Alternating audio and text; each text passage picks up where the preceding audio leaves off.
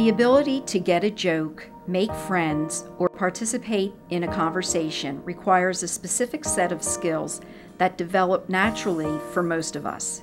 In fact, it appears that we are in some way hardwired to become social.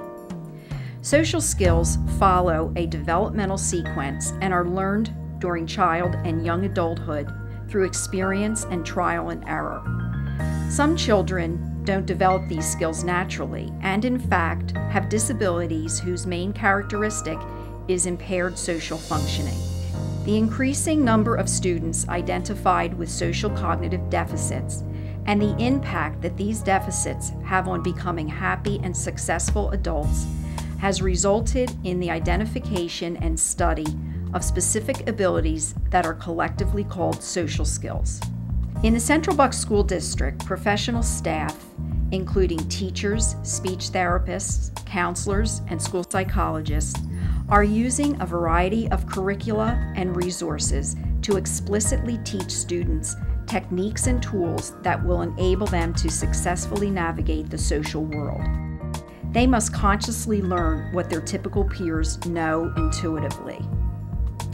The process begins with explicit teaching of the skill through verbal explanations, modeling, social stories and scripts, and role-playing, with the adult regulating the interactions.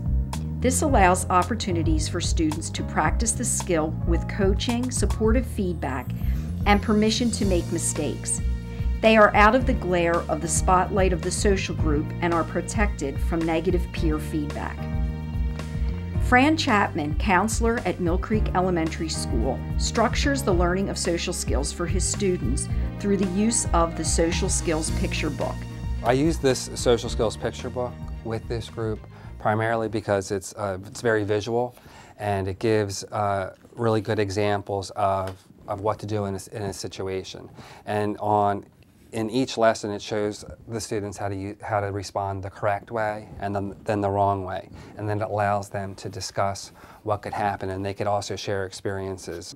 Developmentally, they're at a level where they really don't understand some abstract concepts like losing and how to use some strategies for when they do lose a game.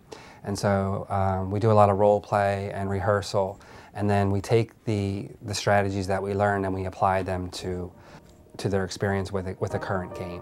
Students with social cognitive deficits typically have needs in both the emotional, behavioral, and communication domains. Nadine Zabuziak, counselor, and Bonnie Austin, speech-language therapist at Jamison Elementary School, developed an intervention for their students that was a natural collaboration based on their areas of expertise.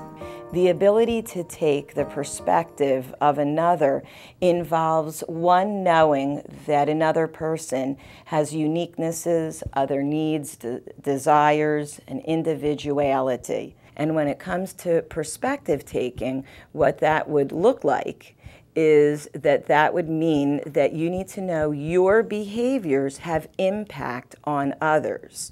So perspective taking is really key to a student's social success. Through their Lunch Bunch Buddies, they provide structured practice in a group made up of students who have social difficulties and their typical classmates. They use a social thinking curriculum created by Michelle Garcia Winner, a nationally known expert in the field. We use a variety of techniques to teach students social skills with regards to expected and unexpected behaviors. We will work in a small group setting. We'll get input from teachers, peers, and even recess aides to help us come up with different things that students might necessarily need to work on. One of the things we do is we have role playing, we do some modeling, we do a lot of games and try to have a lot of fun, but at the same time teach these very valuable skills. The activities give students opportunities to practice social skills and at the same time increases their typical peers' understanding of the social challenges that some of their classmates experience. Another skill set our students lack is the ability to be flexible in their thinking. This impedes their ability to problem solve in social situations. They get stuck in rigid thinking that can consume their thoughts for the day and they often need the teacher to mediate small problems that they could otherwise handle independently. Through the use of a comic book superhero and a group of comic book villains, Laura Derns and Michelle McCauley, learning support teachers at Butler Elementary School, teach their students to use flexible thinking to solve problems. The students are really drawn to the characters. The unthinkables we teach them are the characters that kind of enter their brain and make them do things maybe they shouldn't be doing, and they have to defeat these characters by empowering Superflex to help them. And I think they find it exciting because in the beginning we let them wear capes to defeat these superheroes, and they're just really motivated by the excitement of the program. I think the Superflex program allows the students to bring problems and situations to a small group setting. And in the small group setting, the students can bring their problems and we can help them work through the problems and give them strategies to handle these problems when they go back out, maybe at recess or in their general ed classrooms, and they can be independent in solving the problems. After students have become proficient in social skills in structured settings, they need the opportunity to apply their skills in a natural peer context. The 30-minute recess period provides the perfect, authentic environment in which to work on generalization. At Kutz Elementary School, Erin Miner and Gabrielle Finelli, autistic support teachers, use facilitated recess to help their students transfer skills in the areas of perspective taking, knowledge of convention, social motivation, and social interaction. While out on the recess yard, staff members carry through with two roles. One is the facilitator. The facilitator is the one who runs the game out on the playground. They are the ones who are organizing, managing the large number of students. The coach is the other role.